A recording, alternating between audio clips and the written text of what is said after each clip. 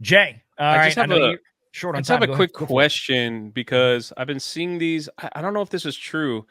It says people are posting stuff like says after Disney opens Wish on November 22nd, the studio, including 20th Century, doesn't have a wide release until April 5th.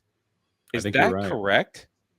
Of 2024. Yeah. So it sounds like Bob Iger mentioned a So number of 4 months, they're not going to release anything for 4.5 months. the only I Marvel movie that was mentioned by Bob Iger in this call as releasing in 2024 was Deadpool 3.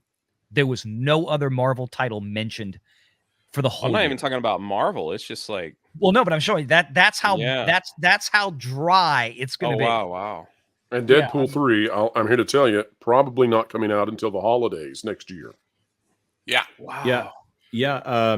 May of 2024 is Deadpool 3, and then Yeah, it later sure that is. month, Kingdom of the Planet of the Apes, and then June is Inside Out 2, which I have no faith that that's going to hit the release, but whatever.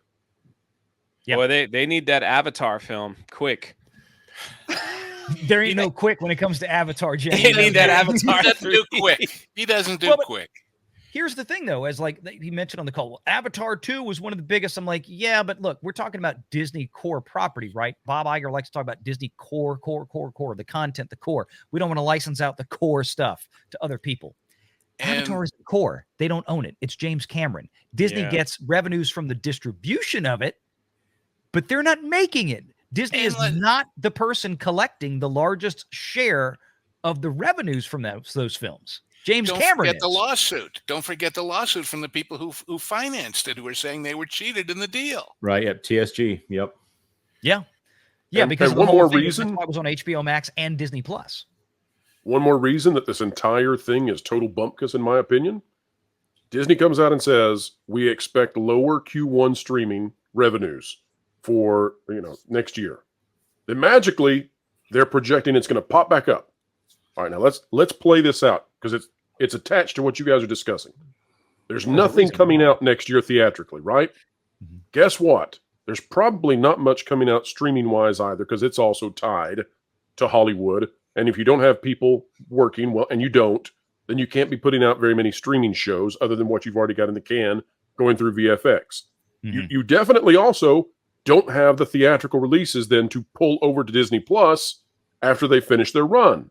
So why in the world, if I know that they have a tremendous lacking of content coming for next year, why would I think that suddenly Q2 is going to pop into positivity and Q3 and Q4 will follow that and suddenly profitability will rain upon our mousy heads? Why would I believe it? When it comes to streaming, there's two sides to that. Number one, I think the reason that they're expecting the income to reduce as they get into the first fiscal quarter, which is what they're in now, is because of that Charter Spectrum deal. There's going to be a lot of people that are retail customers of Disney Plus right now that are going to be moving over to become wholesale customers, meaning lower ARPUs, because they now have a Disney Plus subscription like I do through Charter and Spectrum. So that's 14 million subscribers over there.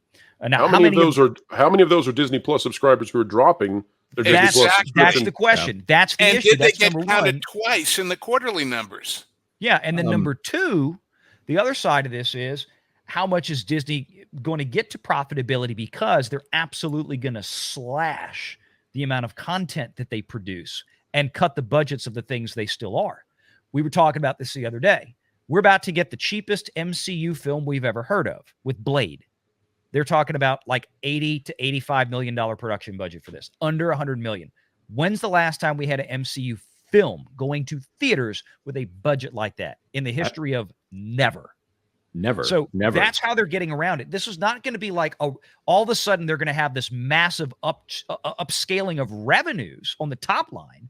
They're going to be shanking the bottom line. They're going to be cutting out the costs, the expenses to all of a sudden drive bottom line profits, which is, I mean, look, every company does this, but my point is it's not like suddenly Disney Plus is going to magically start turning a ton more money. Now we'll see what happens in their advertising based here. That's what's key. And I think a lot of the revenue driving growth that they expect is going to come from the maturing of the ad based tier, which is still very, very young. It's still in its nascent stages for Disney Plus. But like I've been saying, the good thing with Disney is they have the strongest advertising sales force and relationships out there of virtually anybody. They're already advertising on all the Disney networks, on ESPN, on Hulu, and all this other kind of stuff. They need to migrate them over to Disney Plus. That's where they're counting on this coming from, because they're going to have to offset what is probably going to be in fiscal 24, which we're already in, a reduction. We're going to see a shrinking, I think, at least to some degree, of the ARPUs, not only as these customers of Spectrum hop on to a wholesale Disney Plus to a subscription instead of retail, but also it's gonna spill over once Comcast renews their broadcast agreement with Disney. They're gonna get the same deal as Spectrum, because the way these work, it's called favored nation status. You give the deal to one company, the next company is going to demand the same deal. So what Disney let opened me the door pause at with one thing, Charter, and then Comcast, I know Jay. else. I know Jay's Yeah, got. forgive me. I'm so sorry. I got to bounce. I'm No, behind. I'm sorry. It's schedule. okay. Nothing but love, guys. Everybody enjoy the show. Hit the like button if you're not new here. Subscribe. You're going to love this channel. And go check out Drunk 3PO. I'm sorry, Jay. I Let me pause it. Let me I pause actually at had this, one I though. wanted to throw to Jay, but I'll get you after Pro. Let me pause at this, because here's where it gets tricky to me. This is what I'm imagining out, and you guys tell me where I'm wrong. So they're going to have a glut or an anti-glut. They're going to have far fewer shows and new content pieces coming out on Disney Plus later next year. All right, so that's going to be a disincentive for people to hold on to the streaming service. So that lowers your revenues, we would anticipate. Yet they say they're going to be profitable.